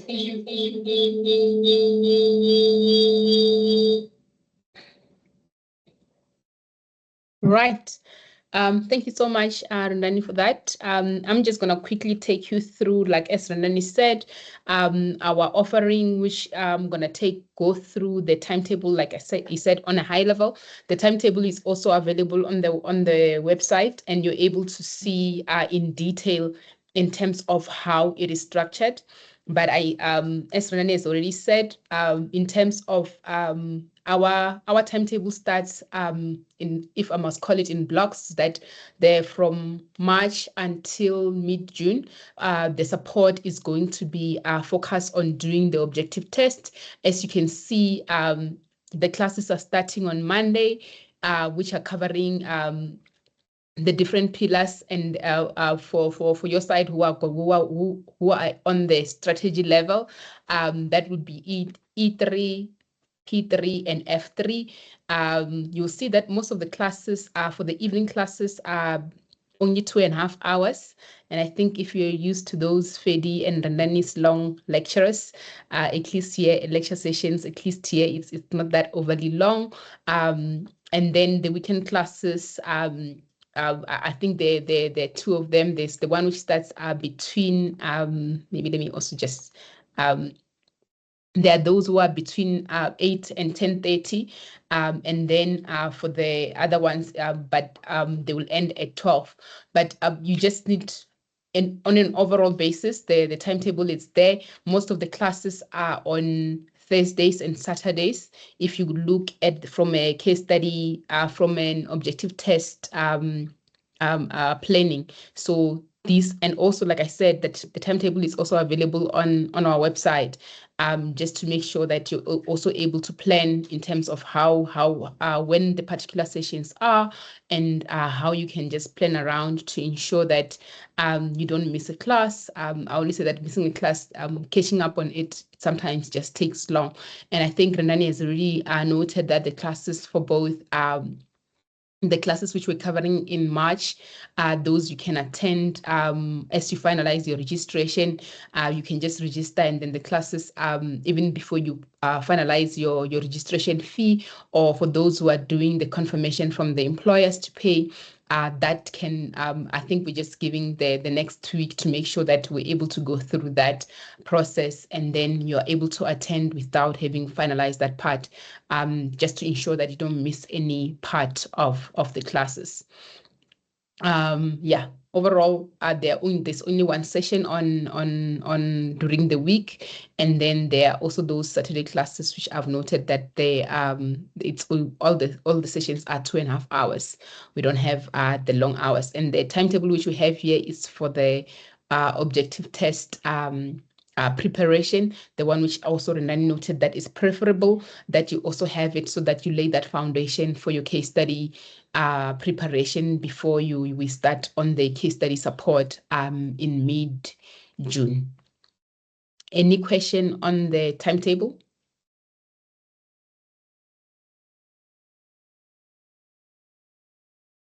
And yeah, maybe just to also for the case studies in terms of the time, the timeline, as I've noted, that once we're done with the case study, with the objective test preparation for those who are sitting for the objective test, and also for those who are saying that let me lay the foundation ahead of the case study. The case study part only starts on the 12th of June.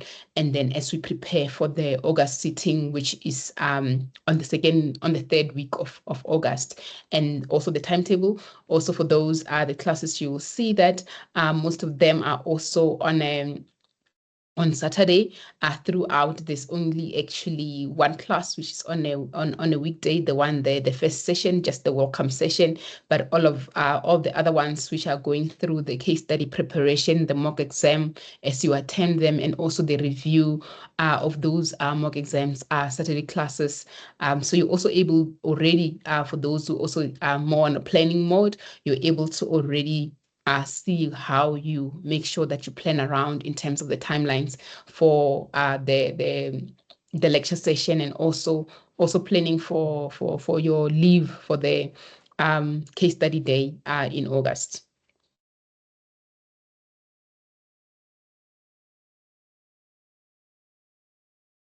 Right. If there are no other questions in terms of the timetable, I think these are some of the aspects which we have here in terms of saying that how do we make sure that you get there and you pass your case study on first attempt. For us, that's the whole part. Like I was saying, that for us is that in the next couple, now we're in March, within 6 months you have finalized and edited that CGMA.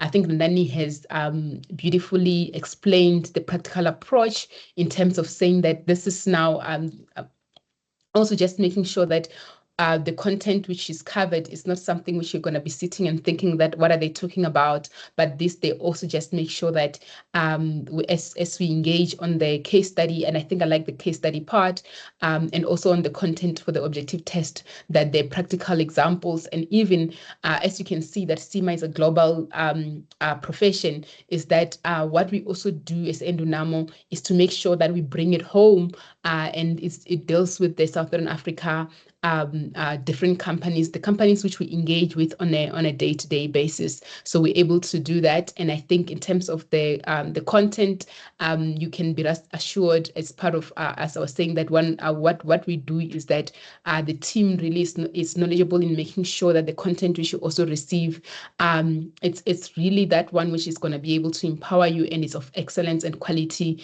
nature. The fees, as we've noted, that this also include you attending the classes, it attends all the material, and also any study the study text which we're going to be also sharing with you. And I think for those who also have engaged with us before, when it comes to that aspect of our motto, which says personal touch, I think 7 and 8 gets to also really appear to say that, you know, we will, as the team, from the management team to the academic team and even to the support team, you're not going to walk the journey alone. We're going to be here for you. We do also have the different wellness support to make sure that your wellness is also taken care of as you also continue to enhance your professional journey. Myself and the team will be checking up on you to see how your studies are going, and if there's anything else we can further assist you in the journey. And I think especially the part for the prior experience part which Renan was referring to, the pair, we're also going to be here for you to make sure that how we can also best assist you to make sure that also you're able to just finalize it without many hurdles. And hence we also continue to just engage also with CIMA to make sure that the journey is smooth. For us, it's just for you to focus on making sure that you get the different skills which are here. But then the admin part of it, we are here. We're gonna be your personal butlers to make sure that you're also able to just walk the journey with ease. And also the tuition fee, I think some they're able to pay upfront, but we also do have payment terms for those who wanna structure them via payment terms. You're able to just utilize that. And also I think one of the things which also the team has done, I think, but this is mainly for those who are just going through the entire program, is that there is a nice structured also support in terms of seeing the fees.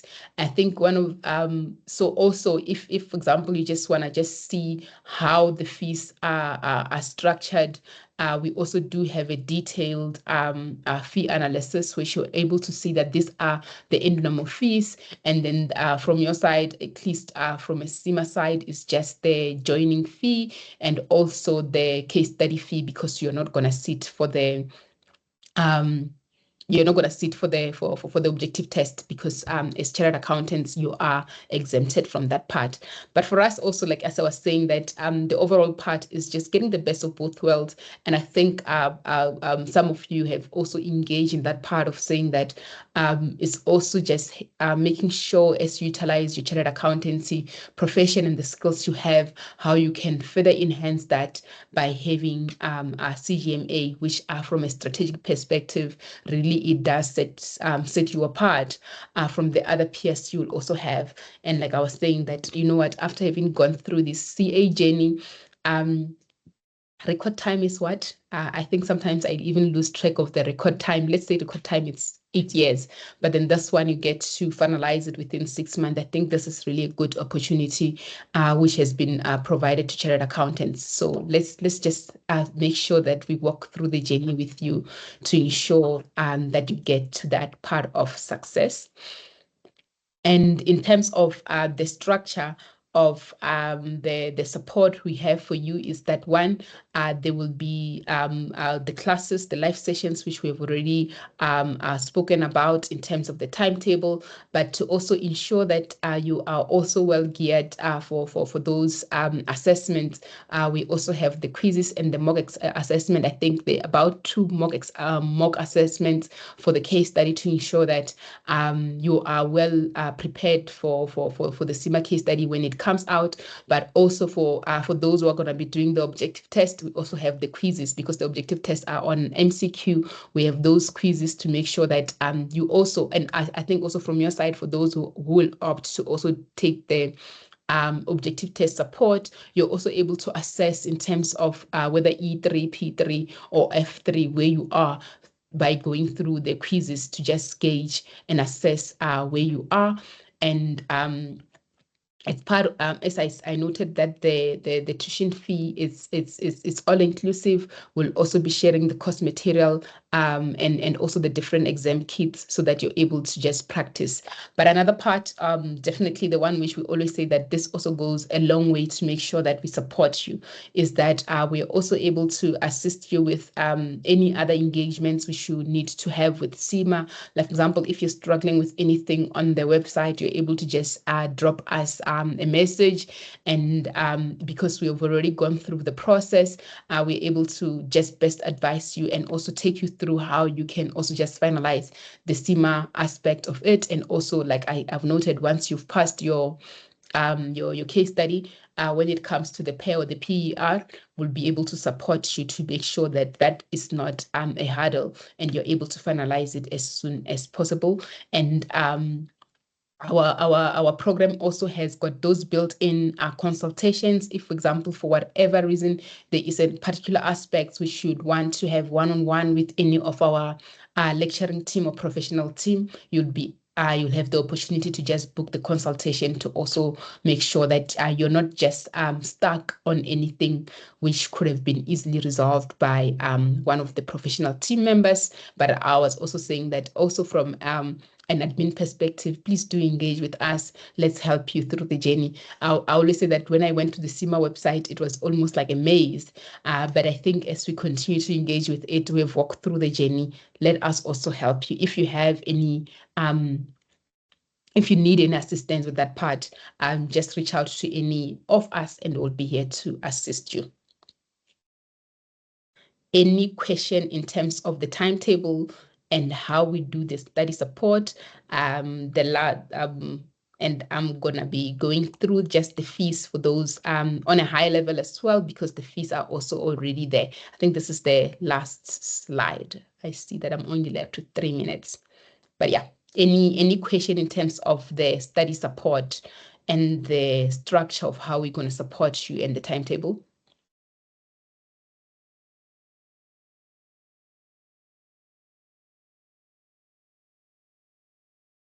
I am not able to see hands on my side.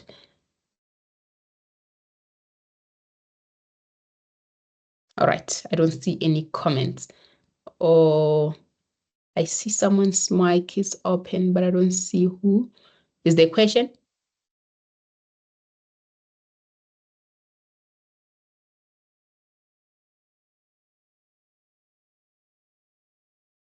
Ntezo, are you saying something? I see your mic is open.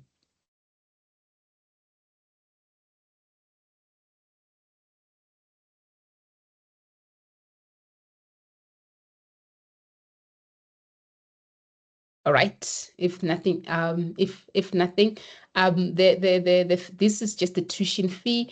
But I think for your benefit, the top one does not apply at all, and the bottom one is the one which we can just engage on.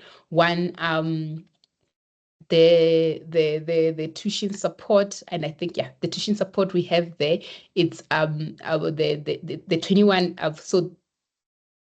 Maybe let me start over from because this is where you're going to start as chartered accountants at the strategic level. You don't need to sit for the objective test. The top 2, 4, 5, the top 5 lines, the CIMA fees, you'll see that they are on a pound, and the rate which we have there is just the rate which the current rate we have. And I think this can move as and when, but at least from your side, you don't need to sit for the objective test. So it means that the top three fees will not apply to you. For the strategic case study, the exam fee for CIMA is 292, and then so that's about that's about 7.1, give or take, based on the current rate, but that also depend on that prevailing rate when you finalize your fee with CIMA. And then from our side, our study support fees, the 21,500, this includes the objective test support. But if you're not doing the objective test support, the strategic case study support is only 9.5. While like I was saying, that this is really just depending, say that for chartered accountant, it really depends on where you want to start. You can start directly at the case study support, which starts in mid-June, 12th of June, or you can study with the case study support, which starts on Monday. But for the first 3 sessions, as I've already said, those are free. You can attend those. And then, but later on, for the classes which are going to be between now in March or in April, May and part of June, for those who needs the case study support, the total fee, including the case study support, is 21,500, and for those who just need the case study support is 9.5. You do have an option of choosing where you want to start. I think, yeah. Any question on the fees? The fees for CIMA are payable directly to CIMA. When you're on your profile, you're able to just finalize the payments. But for those who need, what do you call it? For I know that there were a couple of candidates who were asking to say that from an employer perspective, they may need one invoice. You can just engage with us and we can see how we can best support you. But otherwise, you're able to just pay the fees directly to CIMA. As soon as you're ready to do so. But these fees, maybe just to also note, they don't include the joining fee and the yes, they don't include the CIMA joining fee and the annual subscription, which is about £224. Last time I checked, and based on the rate which when we were processing for one of the candidates, it's about 6.3. So though that is the separate fees, which is I think from a SACA perspective or an ICAS perspective, just think about it as the joining fee and the annual subscription fee. But from CIMA, in total, for the level which you're in, it would be £224. Any question here? And I think there was a question about the payment terms. So the fees are not, for those who are able to do, you're able to settle them upfront, but we do have payment terms which are also available on our website for those who wanna just use the payment terms.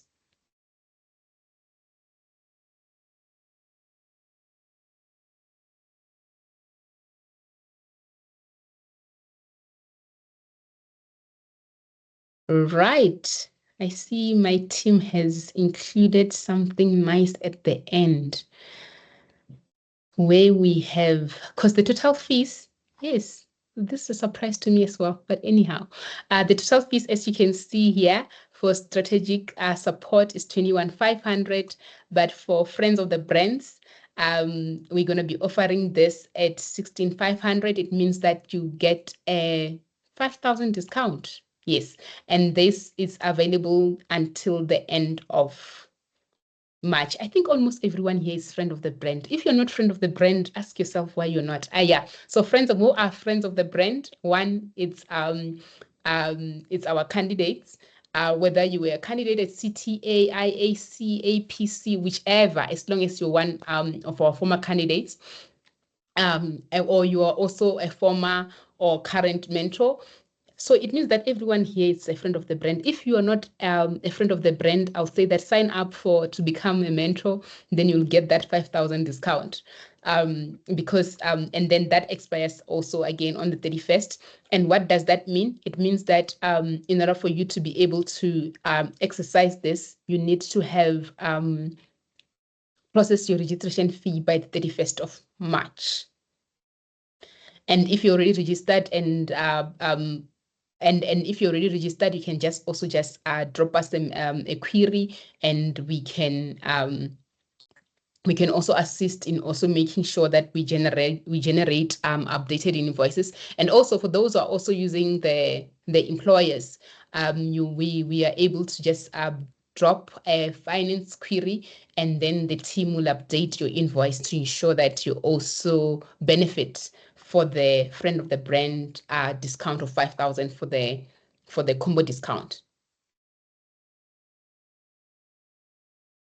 I'm glad, Silo, that you're a friend of the brand. So yeah, like I'm saying that all of you here, how do I Patrick, how do you become friend of the brand? Please, team, maybe someone do share the contractor enrollment form so that Patrick can become friend of the brand. Like I said, that one, how do you become friend of the brand? It's that there you'll see that if you have not been in any of our program, as a chartered accountant, we need mentors to mentor the candidates who are going through APC this year, or what do you call it? APC, all those different programs, APC, IAC, CIMA,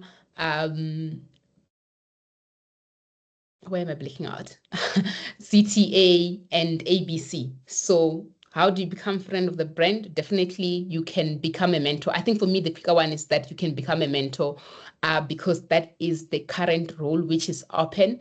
But the team, please, Peter, Vanessa, or Ribu, please share the link for the contractor enrollment. That's where you're able to activate your friend of the brand discount. Patrick, sorted on how you become friend of the brand. Great. Is the registration fee the full fee amount? No. Our registration fee is, I hope I'm correct here, 25% of the tuition fee.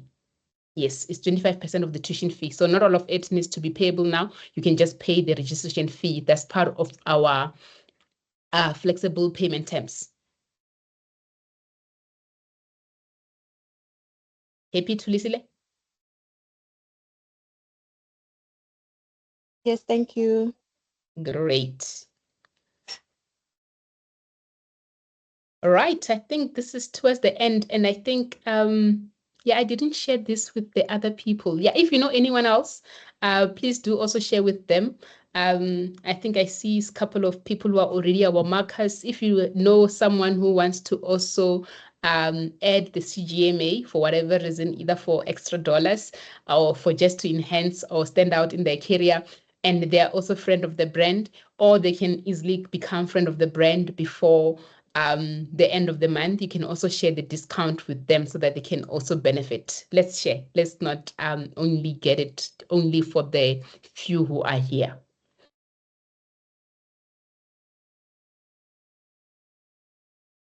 All right. I think I'm over by 8 minutes. If I get over by more than 10 minutes, I might find myself looking for a job somewhere else because my team tracks me on time management.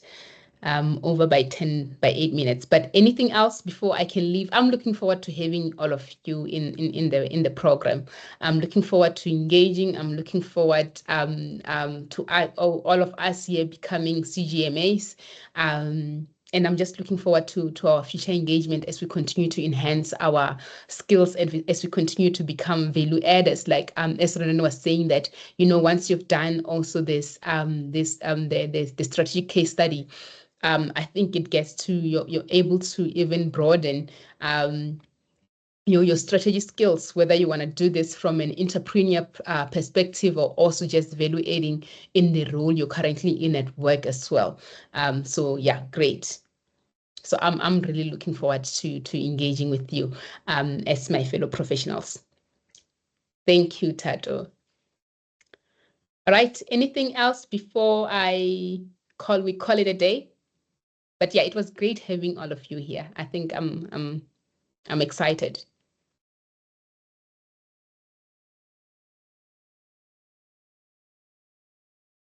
All right. Thank you so much. But if there's if you need any assistance, whether it's with CIMA or it's with our registration process, please do not hesitate to just drop us a message. Let us assist you. Let us partner with you on this journey. Yeah, for me, it's really just that part. Do not be stuck alone. We are here to take you through the journey. We are here to make sure that we all become those CGMAs for whatever different reason and benefits we may we have. But I'm looking forward to it, and I hope that we can see all of you register with us so that we can partner together to becoming those CGMAs. Thank you so much, and have a good afternoon. Thank you. Bye-bye. Bye. Thank you. Bye.